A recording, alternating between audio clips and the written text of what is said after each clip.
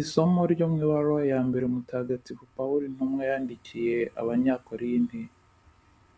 Bavandimwe, reka dufate ikigereranyo. Mu by'ukuri umubiri ni umwe kandi ugizwe n'ingingo nyinshi, ariko izo ngingo zose nubwo ari nyinshi zigize umubiri umwe. Niko bimeze no muri Kristo. Twese twabatirijwe muri Roho umwe ngo tube umubiri umwe, twaba Abayahudi cyangwa Abagereki, twaba abacakara cyangwa abigenga, twese twuhiwe Roho umwe. Koko rero, umubiri ntugizwe n'urugingo rumwe gusa, ahubwo ugizwe na nyinshi.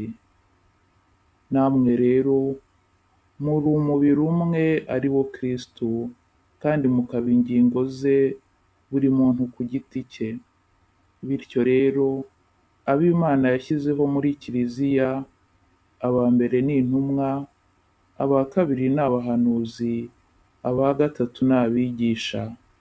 Hanyuma akurikizaho abakora ibitangaza, abafite ingabire yo gukiza abarwayi, iyo gutabarana, iyo kuyobora n'iyo kuvuga mu ndimi.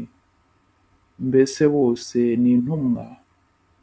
Bose se ni abahanuzi? Cyangwa ni abigisha? Mbese bose bakora ibitangaza? Cyangwa bafite ingabire yo gukiza? Bose se bavuga mu ndimi? Cyangwa bose bazi kuzisobanura? Nimuharanire ingabire zisumbuye. Iryo ni ijambo ry'Imana.